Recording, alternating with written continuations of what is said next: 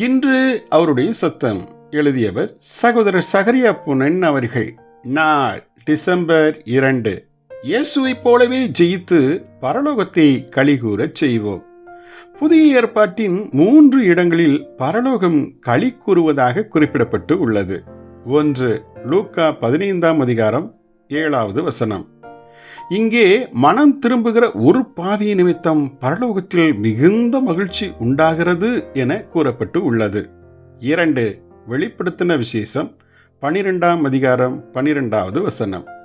ஒரு விசுவாசி சாத்தானை ஜெயிக்கும் போது பரலோகத்தில் மிகுந்த மகிழ்ச்சி உண்டாகிறது. 3. வெளிப்படுத்தல் 19ஆம் அதிகாரம் 7வது வசனம்.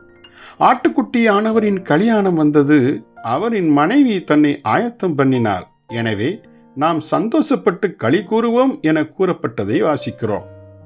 இங்கு வரிசையாக ஒரு விசுவாசிக்கு 3 காலகட்டங்கள் வைக்கப்பட்டிருப்பதை காண்கிறோம்.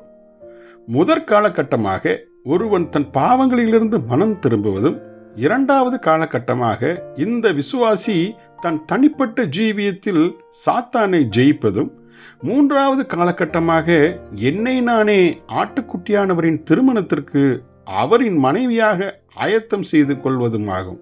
இக்காலகட்டங்களை நாம் செவ்வனே பூர்த்தி செய்தால் பரலோகத்தில் நம் மூலமாக மகிழ்ச்சி உண்டாகும்.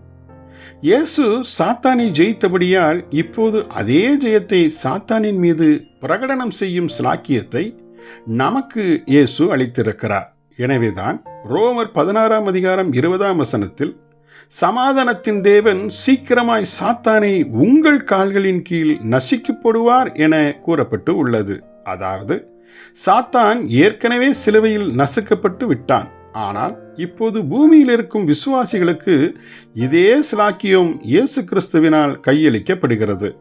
வெளிப்படுத்தல் 12ஆம் அதிகாரம் 4ஆம் வசனத்தில் சாத்தான் பிள்ளையை, அதாவது கிறிஸ்துவை பட்சிக்கும்படி முயற்சித்தான். அதில் அவன் தோற்று போனான்.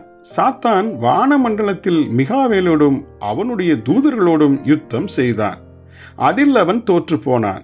இதே சாத்தான் நம்மோடும் யுத்தம் செய்கிறான். நாம் தோற்கடிக்கப்படலாமா? கூடாது.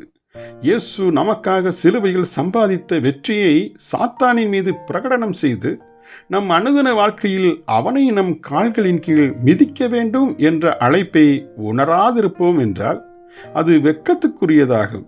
நாமோ சாத்தானை நம் கால்களின் கீழ் மிதித்து வாழ வேண்டும். ஜெபிப்போமா? எங்கள் பரம தகப்பனே, இயேசுவில் முற்றிலும் ஜெயம் பெறும் வாழ்வினால் பரலோகத்தை நாங்கள் களிப்புறச் செய்திட கிருபை தாரும். இயேசுவின் நாமத்தில் ஆமேன்.